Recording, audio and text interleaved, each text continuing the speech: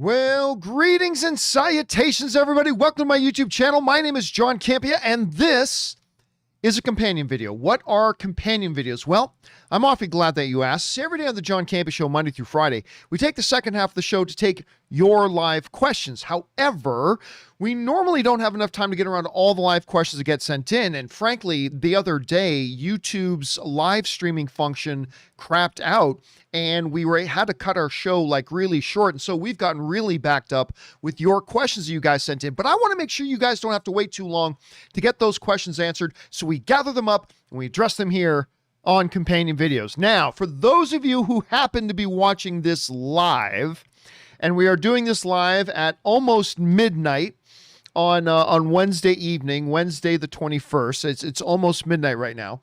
Why am I doing a live stream so late? Well, here's the thing. I told you guys on the show today that I would be doing a companion video today. And then my day got completely out of hand. I won't go into everything that came up. Everything's good. Everything's good. Don't get me wrong. Everything's good. But my day got absolutely bonkers nuts with a lot of things I had to address and take care of. But, then it got to be really late. It's like, I don't care how late it is. I said I was going to do a companion video today. So let's do a companion video today. And it's good to see all of you guys here. I gave you guys like 2 minutes notice. And before we started this, and there's like 50 of you in the live chat already. Good to have you guys here. So I will take a peek at the live chat there once in a while we're doing the live stream. Good to have all you guys here. Hello to Eduardo, Michael, Joey, Jonas, Ethan's, and Narcisco 3, and everybody else who's in the live chat. Good to have you guys here. So let's not waste any time and get to the questions that you guys have been sending in for us to address. So we're going to get things started off here with Thomas Patterson, who writes, in all fairness to Black Widow, Spider-Man Homecoming and Ant-Man 2 opened on the same weekend after the 4th in 2017 and 2018 respectively, and they also dropped 62% in their second weekend. While Disney Plus didn't help, a 67% drop isn't widely out of step. It is absolutely widely out of step. It is absolutely widely out of step. Listen, small percentage points when addressing and talking about the weekend to weekend drops are massive. There's a reason why everybody says like 50 to 60% drop is totally within the range of totally being acceptable. But once your movie drops more than 60%, it becomes a little bit concerning unless there's some big extenuating circumstances. The weekend that it happened on is not one of those extenuating circumstances. The fact of the matter is, even those two hand-picked movies you picked out, they dropped like 5% less than Black Widow dropped. 5% less than Black Widow dropped. And Ant-Man 2, a movie which I like quite a bit, not nearly as much as the first Ant-Man, but that was a movie that didn't get all that well received, and it still only dropped like 62%. Whereas Black Widow it's got big critic ratings and even bigger audience ratings. The audience ratings are in the 90 percentile. So that's pretty big. So yes, 5% difference is the difference between being in a totally reasonable thing and being quite worrisome. So, yeah, I would actually say it is kind of a significant difference. It is. By the way, Joey Blue Jay sends in a super chat badge in the live chat. Thank you, Joey Blue Jay. Appreciate that, man. All right, let's move on here. Next up is also Thomas Patterson writes, Spider-Man Homecoming and Ant-Man 2 both recovered somewhat and had great legs. So Spider-Man and Ant-Man ended up earning $334 million and $217 domestically, million respectively. But I think the real challenge for Black Widow, like those films, is going to be the third week. I would agree. Now, first of all, look, you cannot downplay the significance of it taking over a 67% drop. You can't downplay it. That's a huge thing. It is the biggest drop any MCU movie has ever had, beating the previous biggest drop by over 5%. You can't just sweep that under the rug. That being said, that massive failure can be mitigated by having some legs. But with the Disney Premier Access strategy, I think they've cut their legs off. So it's going to be interesting to see. It's going to be interesting to see how well Black Widow does in its third week. And I agree with you there. I think that's going to be very, very pivotal. But you've got Snake Eyes opening this weekend. I've got my tickets to go see it at the Riverside AMC tomorrow, so I'm looking forward to that. You've got Old opening, which I think looks pretty damn good, to be honest with you. And I can't remember the last time I said that about an M. Night Shyamalan movie, but I'm actually pretty excited about seeing Old. So we'll see how it goes. But you're right. The third weekend's going to be pivotal. We'll see what kind of legs it has. But honestly, I think Disney cut their legs out. So I don't know. Hopefully, fingers crossed, you'll be right. And my worry will be for naught. So we'll have to wait and see. All right. Thanks, Thomas. Next up, Sir Lance in Pants writes, hey, John and Rob. Rob's obviously not here right now. Long-time viewer, first-time commenter. Well, thank you for writing in, Sir Lance. One of my all-time favorite sci-fis is the 2007 Danny Boyle film Sunshine. Unfortunately, I know very few people who have actually seen it. Curious if you have, and if so, what are your thoughts? Yeah, if we're talking, if it's the right movie with, why am I freezing on the name of Scarecrow? Cillian Murphy? Yeah, Cillian Murphy. If we're talking about the one with Cillian Murphy, then yes, where they, the whole mission is they have a mission. They have to go and restart the sun, and then they kind of go crazy and all that kind of stuff. I'm not going to lie to you. I'm not the biggest fan of Sunshine. Honestly, it's probably my least favorite Danny Boyle film. And I feel bad saying that because not everybody loves Sunshine, but I have a couple of my friends who just love that film. Like, absolutely love that film, Sir Lance. And obviously you do too. And look, it is very heady sci-fi, which can be really positive, but for whatever reason, it just never clicked with me. It just didn't click with me. But you know what? That's okay, because it's clicked with other people. Not everybody loves Sunshine, and I'm one of those, but it also has a very, very passionate fan base, to which you are obviously one of those as well. So I'm glad you like it, man. I wish I liked it as much as you did, because I really like Danny Boyle. All right, next up. Tom Wyenberg writes, finally saw The Witcher. Dude, welcome to the party. Just in time for season 2. I loved it.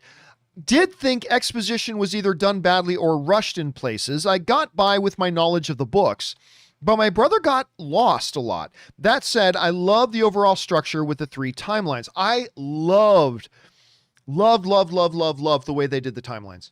Totally love the way they did that timelines. When you as the audience finally realize what's been going on with the time structure, I'm like, holy crap, that was awesome. Listen, I've never read the books. I played the games. I've never read the books. And I was able to follow along. Like, once my mind adjusted to the whole various time structure, that it wasn't being told in a linear time-wise, I was like, oh my God, I thought that was brilliant. So yeah, I never read the books and it actually worked for me, but I'm glad you were able to get caught up on it, and just in time for, well, not just in time for season 2. We still have to wait a few months for season 2, but I'm very, very excited for season 2. All right, let's move on. Where are we at here? Crimsonoid 4 writes, I kind of get what Rob means in regards to Black Widow. It's like in the 1980s when those Ewok movies came out. Sure, the hardcore Star Wars fans were interested, but for most of the mainstream movie-going public, the story ended with Return of the Jedi. I disagree with that. I don't think that's a good analogy at all. And Michael in the live chat is saying, is this live? Yeah, this is live, Michael. This is live. Anyway, I don't think that's... So we were talking the other day about, what caused the failure of Black Widow taking such a massive... It had such a great opening weekend for the pandemic era. It had a great opening weekend at 80 million. It set the record for any movie post-pandemic. It was a very, very strong opening weekend in this era. But then it took a 67% drop, the biggest drop any MCU movie has ever taken, by 5%. Like, it didn't just barely become the biggest drop. It was the biggest drop they've ever had. And it was significant. And it was, Deadline wrote articles about it for themselves. The Theater Owners Association, Variety even chimed in on it. It's the Disney Premium Access strategy. A strategy that has been a dismal, awful, unmitigated failure. Mulan was a massive failure. Not the movie as a whole. The movie has its merits, but its premium access release, it's that pay extra $30 to watch on Disney Plus, total disastrous failure. Then they did it again with Raya and the Last Dragon, total disastrous failure. Then they did it again with Cruella, total disastrous failure. And then they kind of wonder. Now, the first weekend numbers for the premium access of Black Widow wasn't all that bad. I mean, it was $60 million. Hey, look, that's pretty good. So they bragged about that. They came out and said, hey, everybody made $60 million. You notice Disney never made any public statements about the second week and how many premium access purchases they got in the second week? Yeah, because it was abysmal. But so far, overall, this has been a massive unmitigated failure. And they're not done testing it, nor should they be done testing it. They've only got one film left that they've scheduled to do with the premium access, and that's Jungle Cruise. After that, they have no more planned. But I think in the future, they should do another 6, 7, 8, 9, 10 to get a really good sample size to see how well this premium access thing will actually work. I don't think 4 or 5 films is enough to really tell. I really don't. So I think they're going to test it more in the future. We'll see how that goes. But Rob kind of thought the issue was, and I really disagree with him on this. Rob thought the issue was, well, people just weren't that interested in Black Widow. If that were true, Black Widow wouldn't have had a bigger opening weekend than Fast 9 did. If it was true, and by the way, Marie Seifring, for some reason who's awake with us at this hour, Marie Seifring sends in a super chat badge. Thank you, Marie. I appreciate that. So if the general idea was, well, you know, Black Widow had died in Endgame, so people weren't really interested. If that was the case, then it wouldn't have had a bigger opening weekend than Fast 9. That part of the logic to me just does not compute. If people just weren't interested in it, it wouldn't have had the biggest opening weekend post-pandemic, even bigger than Fast 9. And by the way, the previous Fast and the Furious movie opened with $250 million. So you got to extrapolate that. So if during this pandemic era, Fast 9 makes 70, then you got to extrapolate that if it had not been for the pandemic and the theaters hadn't been closed all year, that Fast 9 probably at minimum would have opened at 200 million.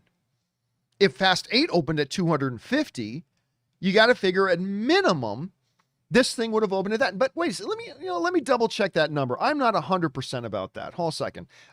Fate of the Furious. I'm sitting here saying it's 250 million, but I should double check that to see what it actually is.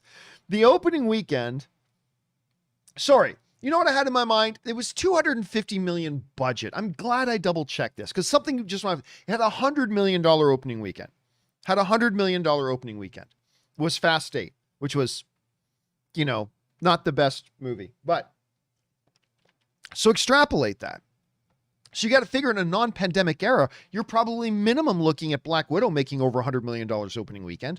Clearly, people were interested. Clearly, people were interested. Had nothing to do with Endgame, had nothing to do with, you know, whatever. People were interested. Also, I understand the argument that, you know, after Endgame, for a lot of people, that was the climax of the story. Okay, that's fine. But what was the name of that movie? Far From Home. The Spider-Man movie Far From Home came out after Avengers Endgame, and it had a $92 million opening weekend. It had a $92 million opening weekend. Now, not only did it have a $92 million opening weekend, but its second weekend of release, it only had a 51% drop. So it had a comparable opening weekend after Endgame, after the big climax, had a similar opening weekend numbers, but only dropped 51% on the second weekend. So I just don't feel... And I may be wrong about this. I totally could be wrong about this. I'm just saying that I really feel that this notion of the reason for the second weekend drop-off was lack of interest in the property, that makes no sense to me. Maybe that would make sense to me if Black Widow opened with like 50 million instead of 80 million.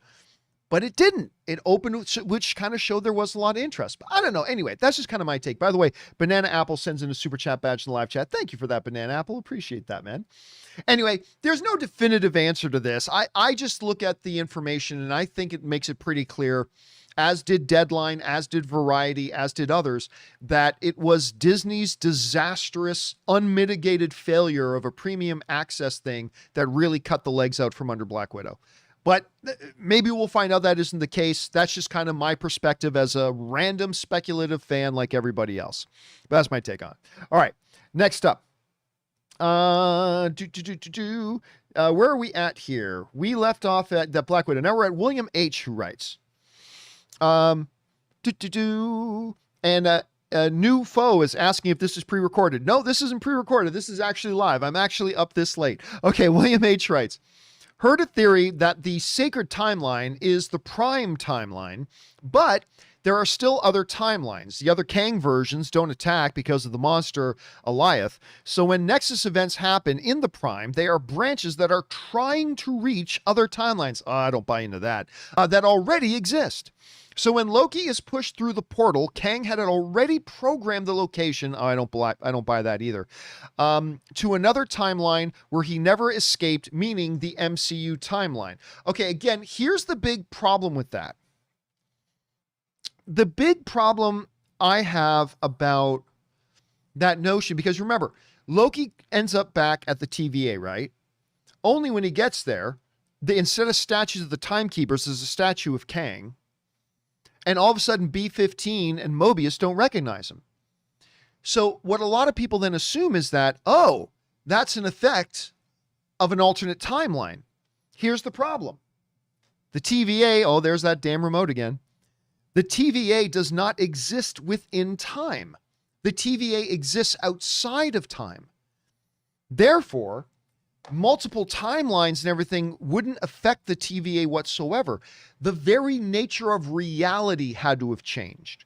Now, in sci-fi, altering timelines and altering reality is a very thin but a very distinct difference in sci-fi, right? So it looked to me like what happened with the death of the one Kang is that the very nature of reality itself had changed. Not only had all these different timelines spurted out, but the very nature of reality itself had changed. Now, again, we're going to have to see that next season to really figure out. They're going to have to explain to us what's going on, but maybe it's a timeline thing, but to me, it seems like more of a reality altering thing. Not sure. We'll have to go from there, though. By the way, Win Joyner, I should say, sends in a super chat badge in live chat. Thank you, Win. I appreciate that, man. All right, next up. We got Jaron, the UFC guy Morris, writes, over under 30% that at UFC 266, we will hear the biggest pop in UFC history, or in UFC today. Why, you ask? That's the day that Nick Diaz returns and walks to the octagon. Thoughts, and what are your thoughts on Islam's performance this Saturday? Surprised it took him to the fourth to win that fight, but this dude is a beast. He is Khabib 2.0. Now, getting back to the Nick Diaz thing, the thing about Nick Diaz is he's very popular, but he's not getting the biggest pop. The reality is he's been out of the UFC. He's been out years, man, like years and years and years. I can't even remember. What was it? The Anderson Silva fight? Correct me if I'm wrong in the live chat, but I think the Anderson Silva fight was his last fight in the UFC. And that was forever ago. And so him and his brother are both very popular, but yeah, they don't get the pop that Conor McGregor gets. They don't get the pop, so will it be enthusiastic? Will it be big?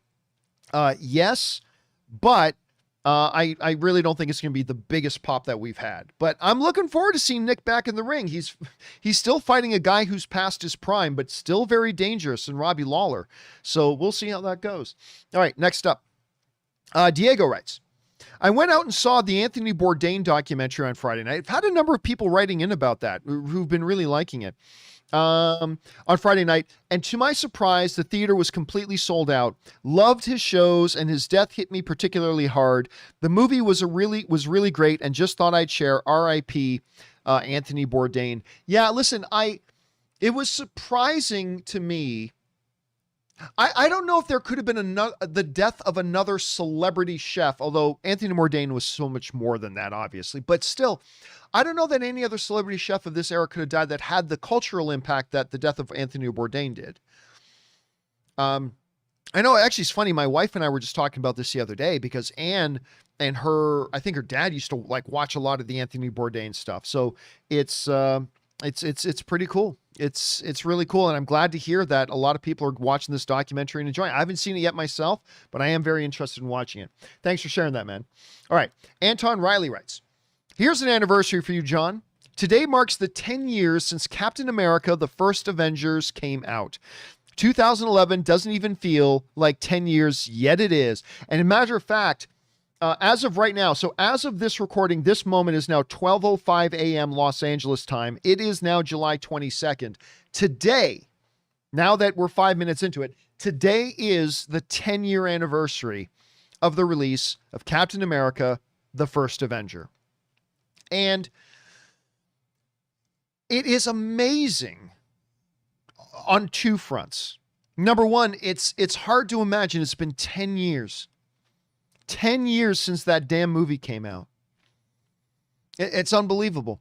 But what's also really interesting when you think about that is how the MCU has evolved and changed over those 10 years. I mean, we've gone from having like one movie every year or year and a half to now having 7, 8, 9, 10 different properties coming out in a single year in 2021 and in 2022.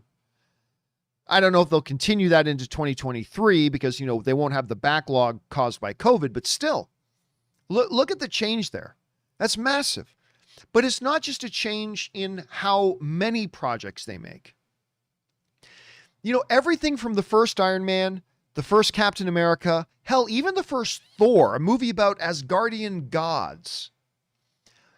The Marvel Cinematic Universe always strived to be, while very, you know, lighthearted and also, you know, integrate a lot of humor and things like that. They still strive to have a groundedness to them, right? Sure, Thor was a god of Asgard, but here's the rules of how Thor and Mjolnir and all this kind of stuff works, and they kind of stayed within that. Sure, Steve Rogers got this super soldier serum that turned him into this, but he's still governed by the natural laws of this, and this, and it's all kind of whatever. It was still very much grounded kind of storytelling. And look where we are today. Like, not only after Doctor Strange and WandaVision but now Loki and heading into, you know, multiverse of madness and all this kind of stuff. Like the MCU has evolved and changed so much in terms of how big they are, how many projects they put out, the nature of those projects. And it's like every single project they now put out is a different genre. We often talk about they go from a 70s political style thriller to more of a traditional comedy and something like an AntMan, to something like a straight up action film, to something with a little bit of horror elements, to something with heavy mystery elements. I mean, they're constantly changing it and changing gears and doing a lot. And it's amazing to think that in the 10 years, they've really changed that much. And by the way, Christopher Hasselden sends in a super chat badge in the live chat. Thank you, Christopher. Appreciate that, man. It's really weird when you actually stop and think back, not just to that movie, Captain America, the First Avenger, but also think back to that era. You know, the comic book movie genre was not yet the biggest genre in the world. You know, it was becoming that thanks to the MCU with Iron Man, Thor, first Captain America. They were building the foundation of comic book movies being the most dominant force in the box office, but it wasn't there yet 10 years ago. And they have changed the game. They have really changed the game. And by the way, Captain America, the First Avenger, I believe is the third most underrated comic book movie of all time. Obviously, you guys know what I think the first. Guys in the live chat, come on. You guys know. What, according to me, therefore it is the truth. But what, according to me, is the most underrated comic book film of all time?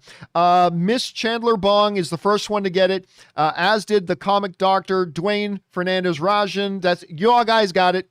Man of Steel. Man of Steel is the most underrated comic book film of all time. The second most underrated comic book film of all time to me is the brilliant Kenneth Branagh's Thor, the first Thor movie. I think that movie is utterly brilliant, and I think it is massively, massively underrated. It really is. The third, though, most underrated comic book movie, I believe, is Captain America, the First Avenger. I actually remember me and Kyle Newman did a podcast once. I was a guest on one of his podcasts, and the whole topic was Captain America, the First Avenger. And that is a brutally underestimated and underappreciated comic book movie. That movie is great. Thematically, philosophically, everything, from a mythology point of view. Sorry, guys, it's past midnight right now. I should be in bed. That movie's brilliant. It's absolutely brilliant.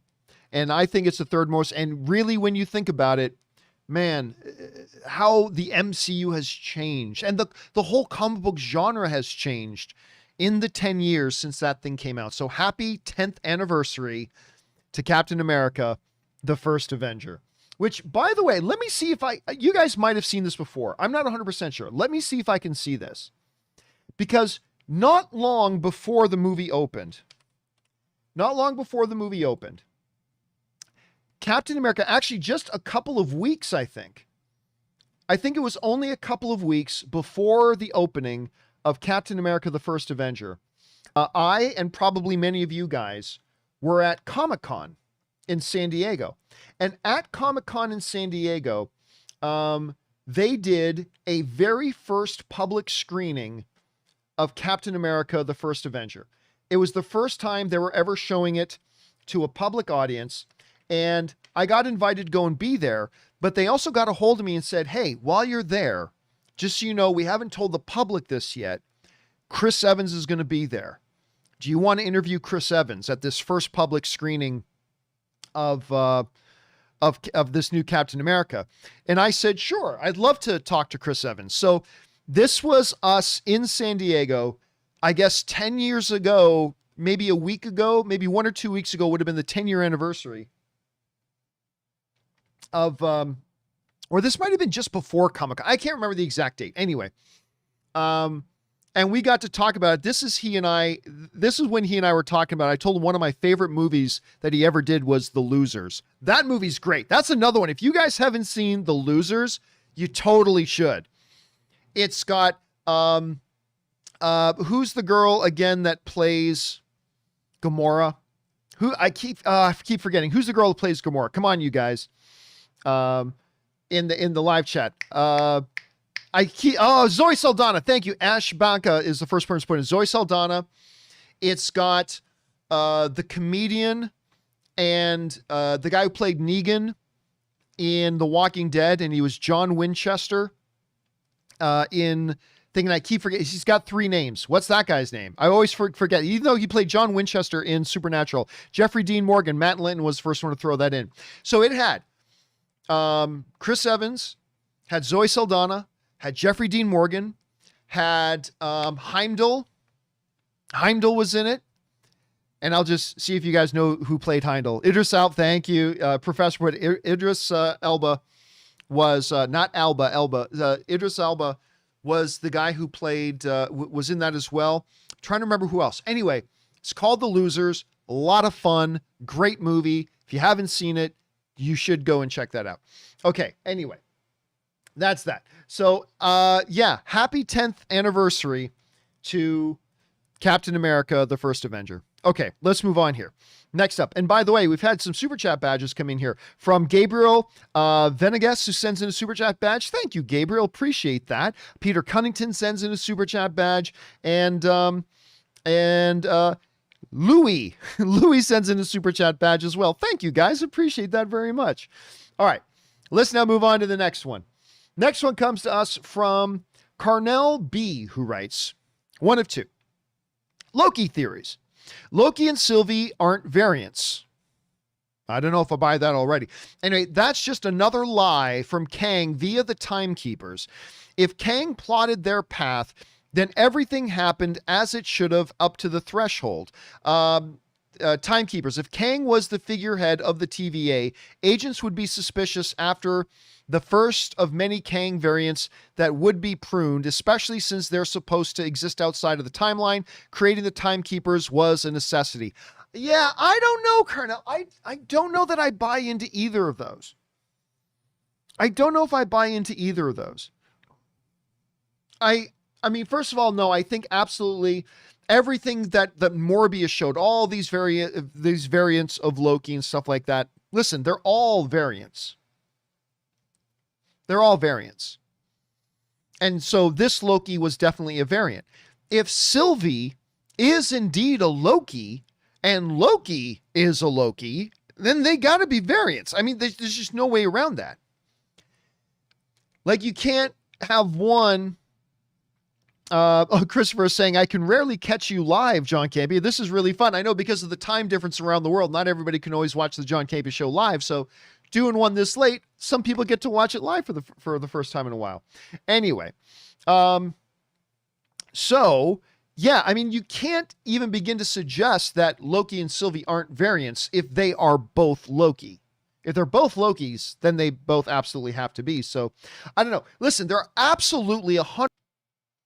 Okay, and I think we are back up and running again. Sorry about that. There was a little bit of a hiccup, but I think we got it all figured back out and we're up and running again. Anyway, yeah. So if they're both Lokis, they're both Lokis. Now, there are still absolutely some big questions that need to be asked.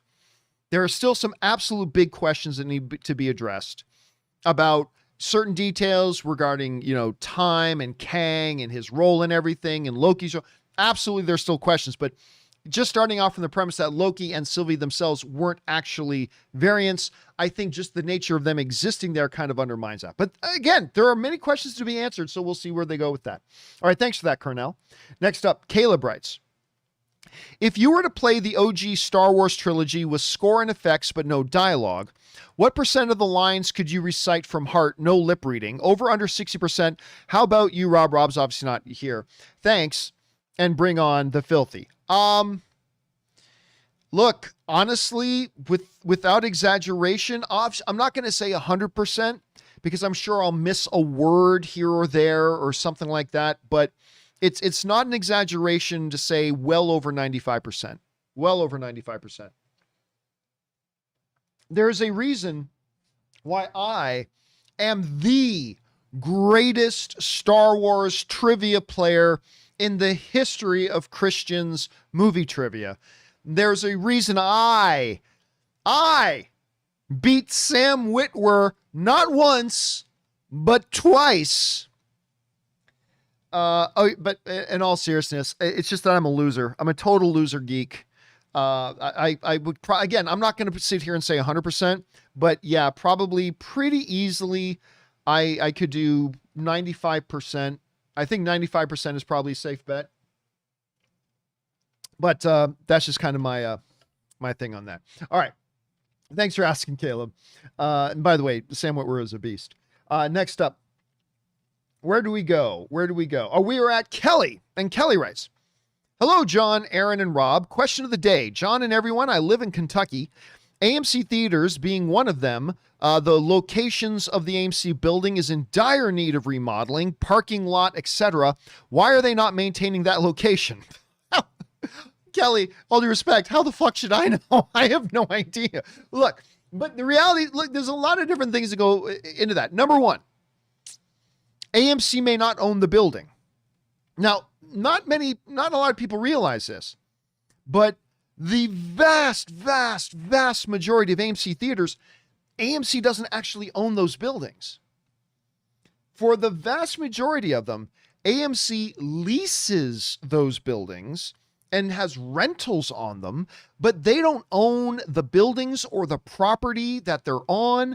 They have no right to build building structures. Now, again, I don't know the situation. Maybe your AMC is one of those standalone ones. Maybe your AMC in Kentucky is one where they actually own the building and it's their freestanding structure.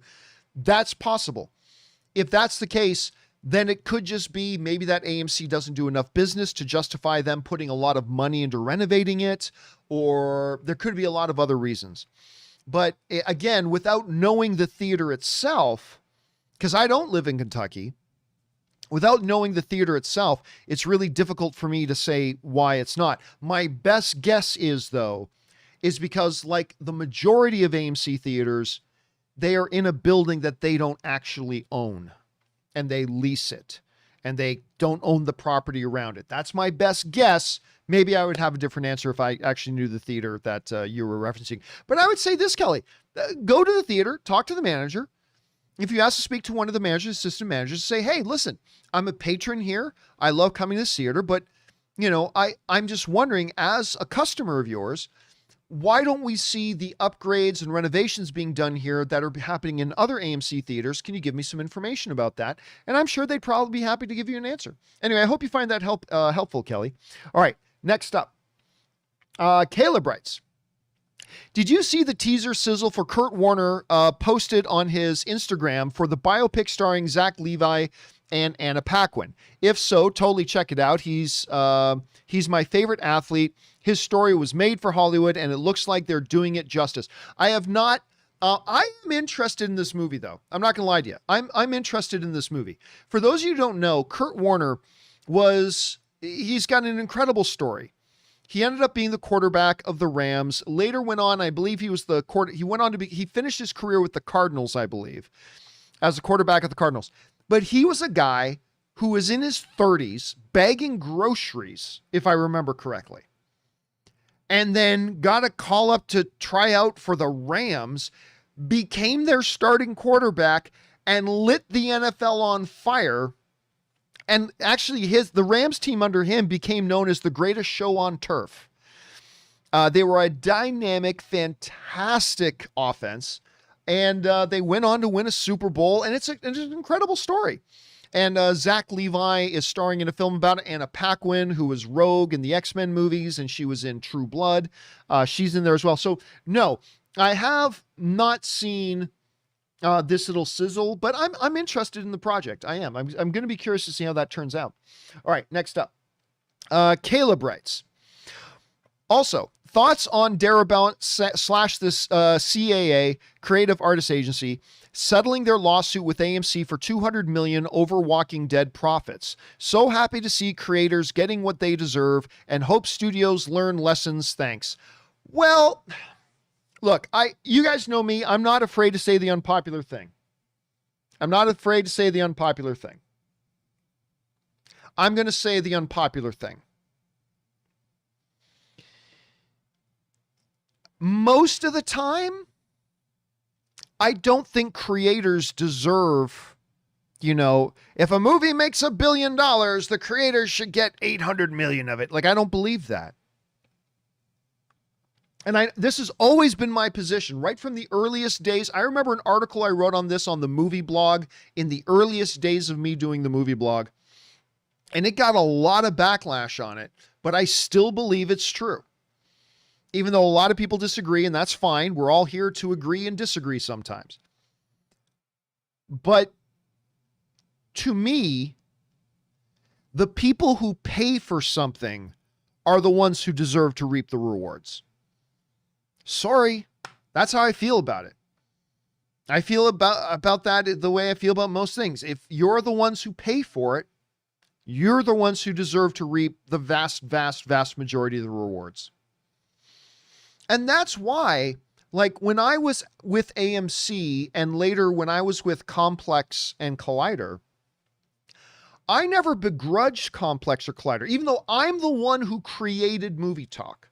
And I'm the one who created that whole thing. When they were making deals that was bringing in significant revenue and all that kind of stuff, I never felt like I deserved a cut of that because I wasn't the one who was paying for the operation. I'm the one who created it. And, to be fair, they compensated me. I made a good salary while I worked for those guys. I'll tell you straight up, when I worked for AMC and later with Complex and Collider, I made over 6 figures a year. They paid me well, but when certain big deals were made, I never felt like, oh, I should get a cut of that because I wasn't the one who was paying everybody's salary. I wasn't the one who was paying our editors. I wasn't the one who was paying our writers. I wasn't the one paying for the building that we were in. I wasn't the one paying for the equipment that we had. I wasn't the one paying everybody's salaries. The company was. And if there's big windfalls to be had, I was good with the company getting the windfalls. See, I never left those places because they weren't cutting me in on the financial windfalls. That was never. I left because I was just getting tired of putting my blood, sweat, and tears into something that somebody else owned. I didn't begrudge them for owning it, not at all. But I just realized I created this and I put in all my blood, sweat, and tears, but I didn't pay for it, so I'm cool with that. But it's time for me to go and do something else, something that I do pay for. So, when I have staff on here, whether it was Fact Checker Jonathan, Ray, or Aaron, or Kim, or Robert Meyer Burnett, and stuff like that, I pay for that. And that's only fair that I be the one to pay for it. So when it comes to the Frank Darabont situation with Walking Dead, it wasn't just a matter of, hey, I'm one of the creators, I should get a big cut. I think there was more tomfoolery that was going on, where they literally did, if I remember the story correctly, and I might not be, because it's been a while since I've read on this, but I think they specifically did some shady things that deprived Darabont of what he was legally and contractually entitled to. And I think they specifically were trying to screw him over. See, I don't believe that, well, if you're one of the creators, if a show that you help create makes a huge amount of money, you deserve to get a big cut of that. I don't necessarily agree with that. As Robert Meyer Burnett always says, it's not about what you deserve, it's about what you negotiate. But from what I understood, and I could be way wrong about this, from what I understood, AMC, and remember, the AMC, the television network, is not the same company as AMC, the movie theaters. Still, a lot of people think they're the same company. They are not. They're not in any way, shape, or form connected. They're totally different things. Anyway, from what I understood, AMC, the television network, did some shady stuff to withhold things that legally and contractually Frank Darabont was actually really entitled to. And if that's the case, and I'm not 1,000% sure about that, if that is the case, then damn good on Frank Darabont for getting what he was entitled to. If somebody pulled some fast shit to try to swindle him out of what he was entitled to, then good on him for getting what he was entitled to. So yeah, that was good to see. And I love Frank Darabont. I think that guy's just a treasure. All right. Did you know, I believe it was Frank Darabont. People in the live chat, correct me if I'm wrong.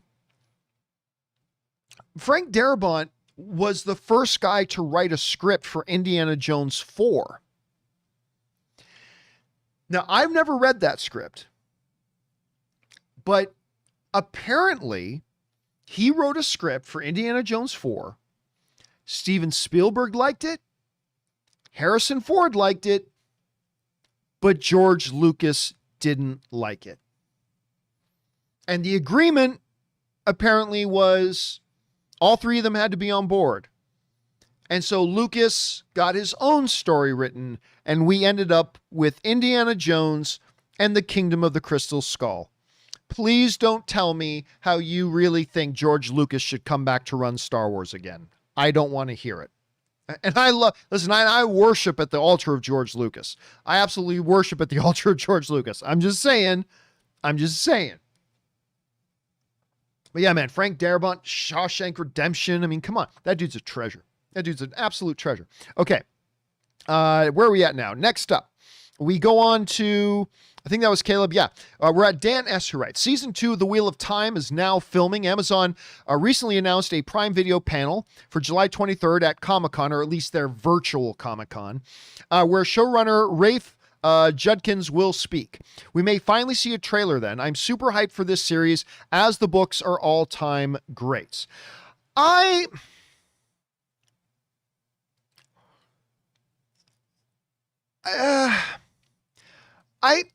Look, I'm not going to lie. I'm not excited about it. I'm honestly not excited about it. Now, don't get me wrong. I'm not closed off to it. Not in the least. I'm not closed off to it at all. There's a lot of things that I wasn't excited about before they came out. It's like, I'm not interested in that. But then it comes out and I'm like, woo, I loved it. And maybe the Wheel of Time thing will be one of those. For whatever reason, I just don't have a good feeling about it. I can't quantify that. I totally can't quantify that. And I'm not trying to talk anybody else into not being excited about it. If you're excited about it, awesome. But for whatever reason, I'm just not there. I'm just not there. So we'll have to see. Not really sure, but we'll hopefully it's great, but I'm not going to lie to you and pretend that I'm cool and say, yeah, I can't wait for Wheel of Time. I'm going to say I'm not looking forward to it, but when it comes, I'll give it a shot and hopefully it'll be amazing. All right, next up, where we leave off. Sempaigar writes, I'm very excited for the Book of Boba Fett. He has been my favorite Star Wars character. I know you're not the biggest fan. I like Boba Fett very much. Since I first saw him in Empire when I was a kid. I'm 31 now, and I love Tamora as Django. I really liked him in Aquaman too, as a matter of fact. So cool that he is back as Boba. Listen, it was a no-brainer, but it's really good that they did it. If you were going to have Boba Fett, you had to get Tamora back. You had to.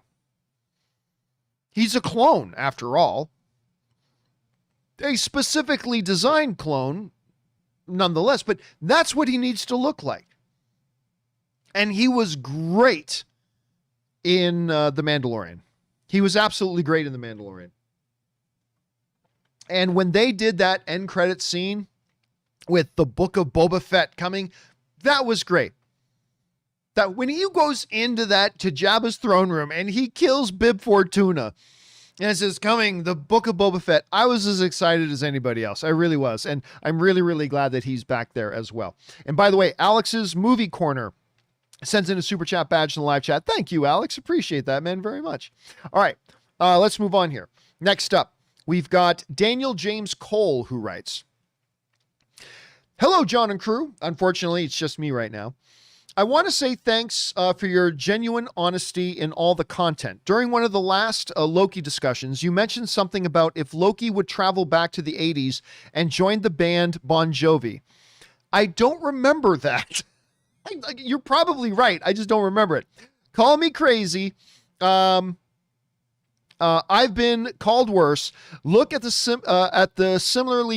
similarity between Loki and Alec John such. Man, I'm not sure who that is. I'm going to guess he's one of the guys in Bon Jovi. Man, did my imaginations run wild with the scene of an 80s Loki and all that 80s hair and makeup as Bon Jovi's old bass guitarist. Keep up the great work. Man, I don't remember that part of the conversation, but I'll totally take your word for it. Listen, you know what we were just talking about, how Captain America, the first Avenger, is now 10 years old? I was like, man, I can't believe that was 10 years ago. Here's a feeling old moment for me. We were talking with a bunch of people. There's like 7 or 8 of us standing around.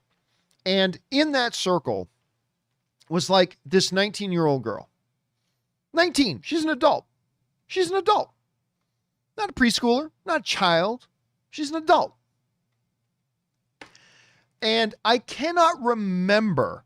You know what it was? I think somebody brought up for some reason, Deadliest Catch. You know that show of the lobster fishermen, stuff like that, Deadliest Catch? Anyway, there's a Bon Jovi song is the theme song of that show, right? So that came up, and then I think I mentioned, the greatest Bon Jovi song of all time is Cowboy. I'm a cowboy on a steel horse I ride. I don't know, maybe that is the one that they use on Deadliest Catch. I can't remember. But I'm wanted, dead or alive. I love that song. To me, that's the best Bon Jovi song. Dead or Alive is the best Bon Jovi song, in my opinion. But, as we talk about Bon Jovi and these songs, and we start batting around a couple of things, you know.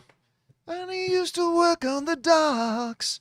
Union's been on strike. He's down on his luck. It's tough. So come on. Living on a Prayer, right? That's a pretty good one. Anyway, so as we're batting around a couple of Bon Jovi tunes, this 19-year-old girl God bless her ignorant little heart, says, who's Bon Jovi? You know, in movies, when something absolutely terrible happens, and then you hear that record scratch and everything goes silent, like, and everybody's stunned. That's what happened. When this girl says, who's Bon Jovi? Scratch, record scratch. What the fuck did you just say? Who's Bon Jovi?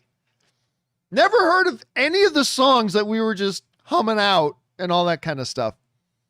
And yeah, when we hear about movies turning 20 or turning 30 or like Captain America turning 10, it was like, man, that was 10 years ago. And we all feel a little bit old.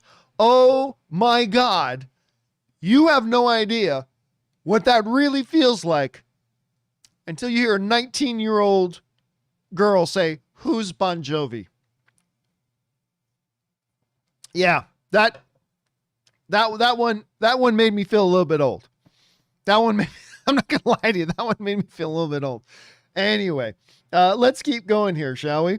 Next up, we got Ben Rayner, who writes, hey John, and hope you're doing well. I am doing well, Ben. Thank you so much for asking. I was watching your companion video and the topic of Dark Avengers came up and you said, what would Baron Zemo do? Isn't it clear? He would do a dance-off against the opponents. LOL, bring on the filthy. Yeah, so what Ben is referring to is the other day, somebody, brought up, we were talking about, could Valentina, aka Elaine, could Valentina be assembling like the Dark Avengers and that they will be the big villains that the Avengers fight in Avengers 5? And I was like, I don't really see that happening.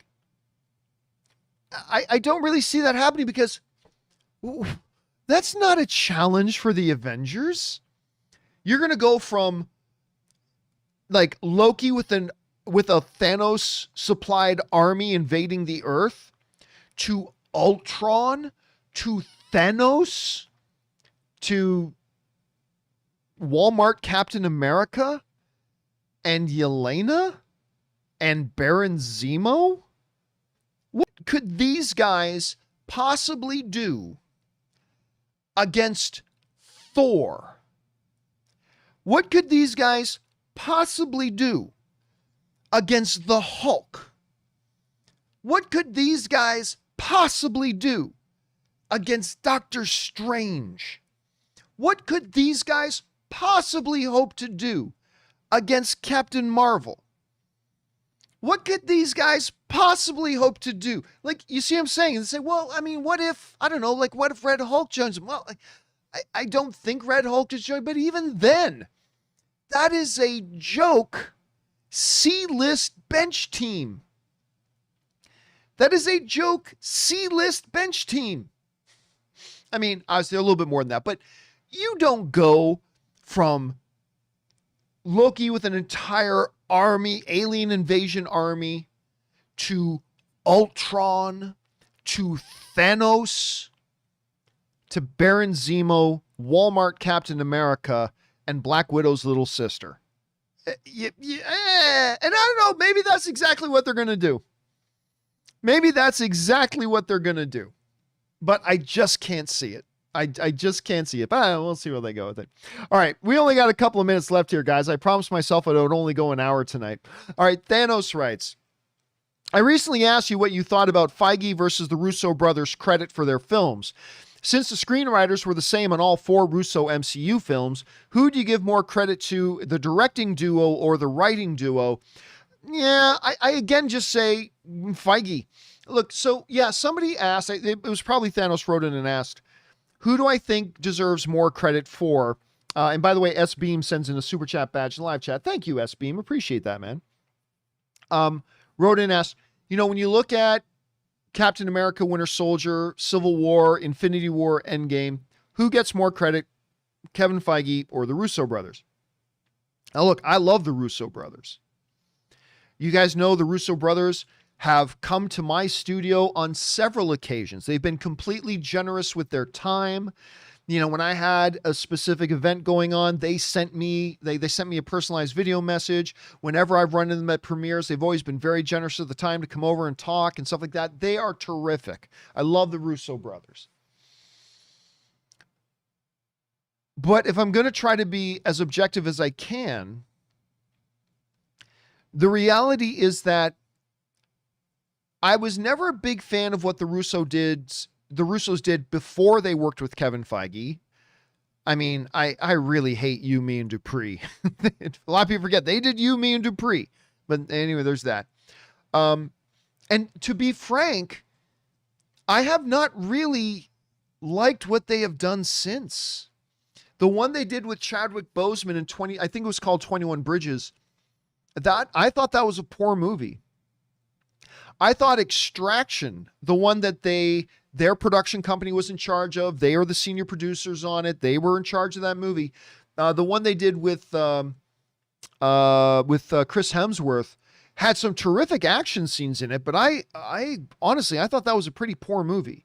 Great action scenes, no doubt, especially that one car chase scene. Fantastic, but I thought it was pretty bad. Cherry was a big disappointment. I thought Cherry was quite bad. And so when you look at the MCU, what's the common denominator of all the films being excellent? Kevin Feige. And what have the Russos done without Kevin Feige? I suggest so far, not a lot. Now, that doesn't mean they won't crank out some amazing stuff in the coming years. I believe they will. But right now, it seems to me that the majority of that credit then needs to go to Kevin Feige, the guy who actually created this world, has guided the overall story the whole time, and has been there working very closely with all of his directors. Now, that may sound like I'm trying to shortchange the Russos, and I'm really not.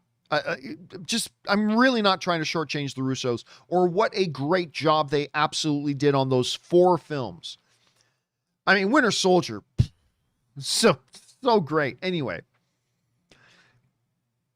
But once you answer that question, then it almost, to me, Thanos becomes moot to then talk about, well, then who's more responsible, the Russos or the writers? We've already really answered that question. Really, it's the most credit goes to Kevin Feige. Feige gets the lion's share of the credit because all of them were working under his direction. Which means if all 4 of those movies are crap, I also believe the lion's share of the blame should go to Kevin Feige. But I don't know. That's just, again, you don't have to agree with me. And there's some very, very good reasons not to agree with me. But you ask me, and that's just kind of my take on it right now. All right. Last question of the evening, guys. And then I'm going to have to wrap it up because I got to go to bed because I got to do a show in the morning. By the way, guys, I'm going to let you know. In the morning, tomorrow's John Campea Show, which starts about 9 hours from now. It's a special one because we are going to have, number one, Aaron Cummings is going to be here. And we're also going to have Kimberly Curran. It's going to be the first time that we're going to have Kimberly Curran and Aaron Cummings on the show at the same time. Very excited about it. So yeah, I hope you guys will write in. I hope you guys will tune in and join us for that tomorrow. It's going to be a lot of fun. I'm really, really looking forward to that. Anyway, let's go to the final question of the evening. This one comes to us from Sam Weiser Gamgee. And Sam Weiser writes, "Hey guys, do you think we will get a scene somewhere in the Multiverse of Madness where we see Shatner, aka Captain Kirk, trapped in the middle of a planet screaming into his communicator, Kang, Kang? For those of you who are not familiar with Star Trek II, The Wrath of Khan, there is a scene, an iconic scene, where an abandoned William Shatner on this dead world yells into his communicator, Khan, Khan, Khan, Khan. And Sam Weiser saying Kang, Kang. All right, Sam Weiser, I will give you the drum shot for that.